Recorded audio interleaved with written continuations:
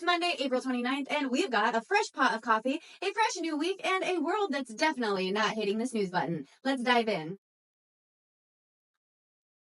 Politics in North America. It's getting personal. Canada heads to the polls today in an election where the U.S. is looming large after President Trump's threats of steep tariffs and casual annexation comments.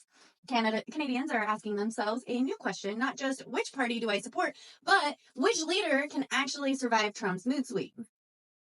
The Liberals under Mark Carney are mounting a surprising comeback, while conservative Pierre Poilievre warns that another Liberal term could finish Canada off. Polls are tight, emotions are tighter, voter turnout expected to be thick. U.S. headlines, Trump's Monday mood board. Harvard versus Trump. Harvard's lawsuit against the Trump administration over frozen federal funding hits courts today. It's shaping up to be academic freedom versus government overreach. And let's be honest, if Trump could rename Harvard Trump University 2.0, he would. Immigration raids. ICE went 0 to 60 this weekend, rounding up over 800 people across Florida, Colorado Springs, and Milwaukee. Apparently, land of the free now comes with an asterisk. Trump in Ukraine. Secretary of State Marco Rubio says a decision is coming this week on whether the U.S. keeps pretending Putin will negotiate or just quietly backs away whistling. World news, tensions, tragedy, and transitions. Iran explosion. A devastating port explosion killed at least 40 and injured over 1,000. Investigators aren't sure if it was unstable chemicals or someone trying to DIY war crime.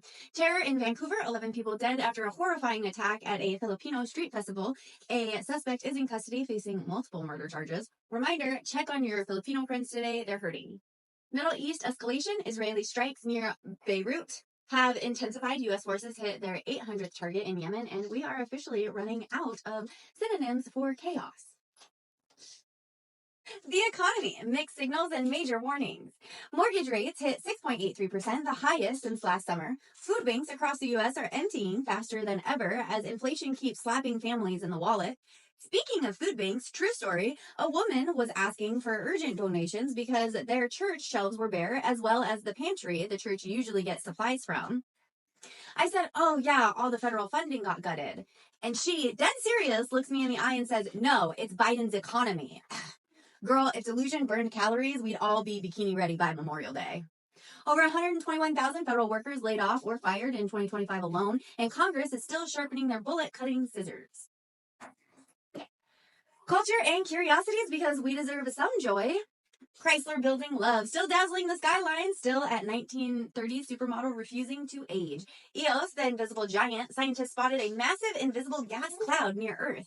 Apparently, even the universe is trying to ghost us now. Silent divorce, marriages where nobody's yelling because nobody cares anymore. Some of y'all are in relationships, you are in hostage situations. Stay sharp, stay funny, stay free. Listen, the world's messy, loud, and more confusing than a group chat named Important Stuff with zero important things inside it. Stay smart, stay kind, stay a little dangerous. And remember, liking, following, and sharing this news isn't just good karma. It's like spiritually flipping off a clickbait headline. I'll be back tomorrow, same time, same savage commentary, a different fresh chaos. Stay spicy, my friends. See you tomorrow.